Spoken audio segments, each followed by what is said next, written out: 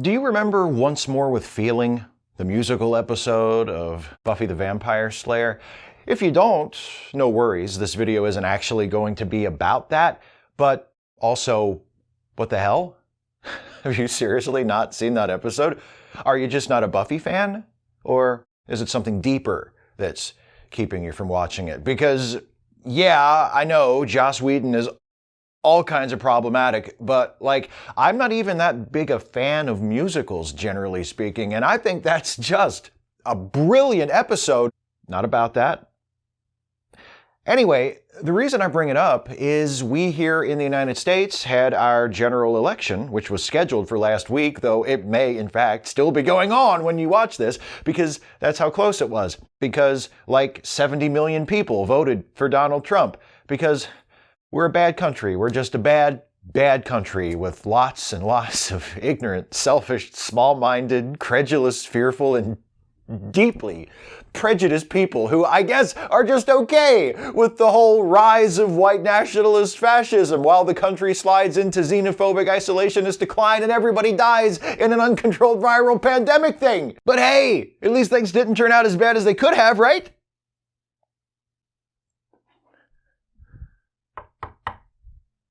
Sorry, I'm not superstitious, but I really had to knock wood on that one. Or at least things look like they won't turn out as bad as they could have. Again, depending on whether or not we know the actual result by the time you're watching this. And not as bad as it could have been is still kind of a victory, right? So that's what's got me thinking of the Buffy the Vampire Slayer musical episode, and specifically the closing number of the episode, a cheerful little ditty titled, "Where Do We Go From Here?"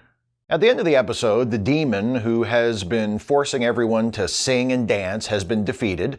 Well, he kind of just left, actually, but whatever. And now the cast is all like, all right then, that's over. What now? And they start singing, even though theoretically it's no longer a thing. Giles sings, "The battle's done, and we kinda won, so we sound our victory cheer. Where do we go from here?" And that's where we're at now post-election, right? The battle's done.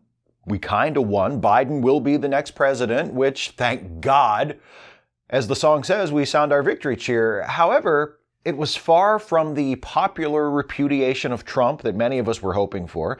And in addition to that, the Democrats may not even take a majority in the Senate. So, where do we go from here? The truth is, we still have a long way to go before our country lives up to the promise in the Pledge to the American Flag of liberty and justice for all, or the worldwide welcome in Emma Lazarus's poem, The New Colossus, posted on the Statue of Liberty. Much less the goals listed in the preamble to the Constitution. In order to achieve those goals and to fulfill those promises, we have a lot of work to do. Today, I'm going to give an overview of what I see as the most pressing matters, and in future videos, I'll go into more detail about each of them. I'd love it if you would include questions and suggestions in the comments, which is something some of you do already, so thank you, and I'll do what I can to address and include those. Repeatedly, some might say incessantly, over the last several months on this channel, I have encouraged, cajoled, bullied, and begged my fellow Americans to vote in this year's election. And yes, voting definitely matters. But the next congressional election isn't for another 2 years, and there's a lot of work that needs to be done between now and then and beyond. So where do we start? One of the most fundamental things we all need to do is to educate ourselves, not just on the issues and the problems people are facing, but on how our government actually works, which level of government is best equipped to respond to a given problem, and how the various levels of government interact with one another. Our government would function a lot more effectively, and we, the people of this country, would be a lot better off if more of us came to view the government as an extension of ourselves. That's kind of the point of both a democracy and a republic. Both words mean a people's government, demos from Greek and publicae from Latin, although the way that they play out is different. In both cases, however, The idea is that citizens have some control and thus some responsibility for the government. The truth is, government is a tool that we can use to do what we need it to do.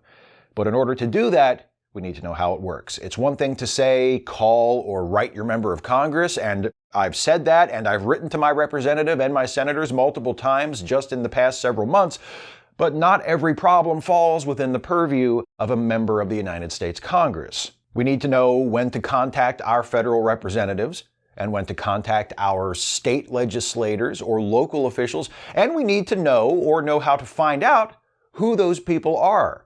Knowing who we need to talk to or which level of government we need to demand action from is a big help when it comes time to advocate for change regarding a particular issue. And there are so many issues that need our attention, problems that need solving. Some of these problems are related to our electoral process itself. Beyond protecting the right to vote, we need to work on things like campaign finance reform, ending partisan gerrymandering, and making ranked choice voting the standard across the country. And again, some of that will have to happen at the federal level, but we're going to need action by state legislatures to accomplish these reforms as well. When we widen our focus beyond how to improve our government itself, the problems only seem to get bigger. The American prison system is a universe unto itself that is in dire need of radical reform. And I don't just mean improving conditions for prisoners, although, yeah, that would be nice. I mean letting people out of prison, reducing the number of prisons, and perhaps someday even eliminating prisons altogether. The United States has the highest rate of incarceration in the world. According to data published by World Prison Brief and the U.S. Bureau of Justice Statistics, 36 U.S. states have higher incarceration rates than any other country in the world. The United States, the land of the free. And hopefully we all know by now that mass incarceration disproportionately affects black and brown people. There are ways of dealing with criminals, even violent criminals, that are not only more humane, but more effective and less costly than simply warehousing them in penitentiaries for years or decades at a time. We need to start exploring what those ways are. And we definitely need to stop operating prisons and jails as for-profit enterprises. I'll talk about some of the ways that you personally can make a difference in subsequent videos. You want another problem that needs addressed? How about homelessness, which many people face after being released from prison and for many other reasons? It's been a problem in this country since forever. It's been a recurring topic of national conversation for as long as I've been alive, but we've never seriously tried to do something about it. We are one of the wealthiest and most powerful nations on the planet, and we have over 500,000 homeless people. It's a disgrace, and it doesn't have to be this way. Ending homelessness in the United States is possible if we make different choices and convince others to support our ideas. It will be expensive, but that's okay because, good news, we've got the money. Immigration is another area that demands serious attention and has for a long, long time. The crimes against humanity committed against immigrants and asylum seekers by the Trump administration are horrific and inexcusable. But the truth is, the United States has been talking the talk without even attempting to walk the walk when it comes to immigration policy for much longer than Donald Trump has been the president. Undocumented immigrants, most of whom have committed no crime in this country other than the misdemeanor of an illegal border crossing, have been forced to live on the margins of our society, always fearful of arrest and deportation. Refugees and asylum seekers fleeing persecution, war, or economic collapse in their homelands have had to wait years in order to get here. The United States, a large and prosperous nation with plenty of room to spare, has never lived up to its moral responsibility when it comes to resettling refugees. It's not that we don't take in refugees, we do.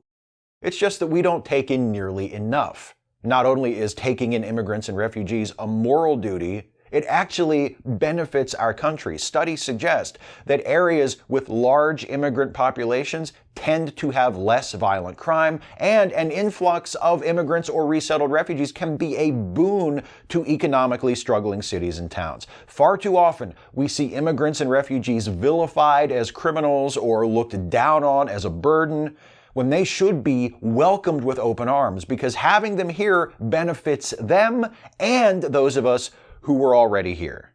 I've mentioned a few times how wealthy the United States is, but how about the fact that the U.S. has one of the highest levels of wealth inequality in the world?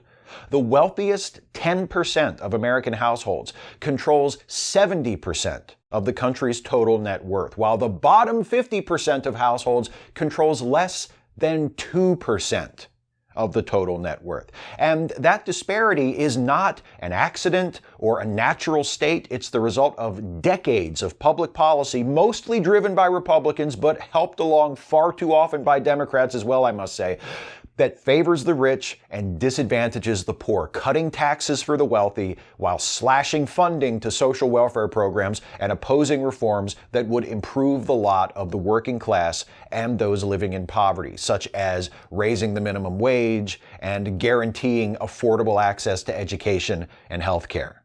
There are many other specific areas I could mention and will talk about in more detail in upcoming videos, but I think that will do as a sampler.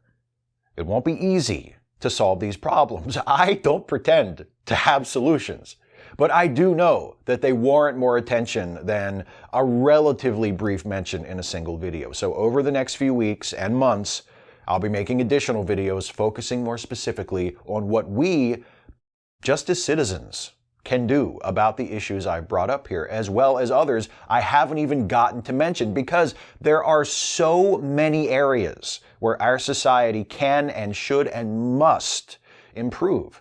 And the best ways to accomplish those improvements aren't always obvious, but there's definitely some shit we can do that would be helpful. And I'm going to talk about that. In fact, solve is the wrong word anyway, because it suggests a time when we just won't have to worry about this stuff at all anymore, and I'm afraid that isn't how it works. Sorry. Addressing these issues will take a lot of effort and probably a long time, and it may not always be obvious what the next step should be. Later in the song, the Scooby Gang sings, "Why is the path unclear when we know home is near?" And the song goes on, "Understand will go hand in hand, but will walk alone in fear." A lot of the time, that's what political activism feels like. We know or think we know where we want to go, and it seems tantalizingly within our reach, but we just can't seem to figure out how to get there. Those feelings of uncertainty have only been amplified by the election result. Yes, Biden has been elected president, which is great, but Biden is a moderate who will need to be pushed to support more extensive reforms than he has proposed in his admittedly extremely progressive platform. And what if the Republicans do hold on to control of the Senate? What about the right-wing majority that sits on the U.S. Supreme Court thanks to Trump? How much progress can we really make under those conditions? That's why going above and beyond voting is so important. The truth is, we can't do this alone. We have to seek each other out, find communities, organize, work together. So where do we go from here? We find each other and we help each other. We find organizations that are working to address problems that we care about, and we join them, donate to them, volunteer with them, support them, help them to spread their message. And we vote when we have the opportunity to do so, and we support others in exercising that right as well. Maybe a few of us even decide to run for office ourselves. In fact, one of the few silver linings during the Trump years has been the number of people, especially women, people of color, and LGBTQ people who have run for and been elected to public office for the first time. So we do those things, and we push for change, and we keep pushing. That song from the Buffy musical ends on an inconclusive note as the cast asks at the start of the final verse, "When does the end appear? When do the trumpets cheer?" And the thing is, the end doesn't appear because there is no end. That's not how this works. There will always be more progress that needs to be made, new problems that need to be addressed but never quite solved. Change is inevitable, and positive change can happen if we make it happen. But it takes time. And the work goes on.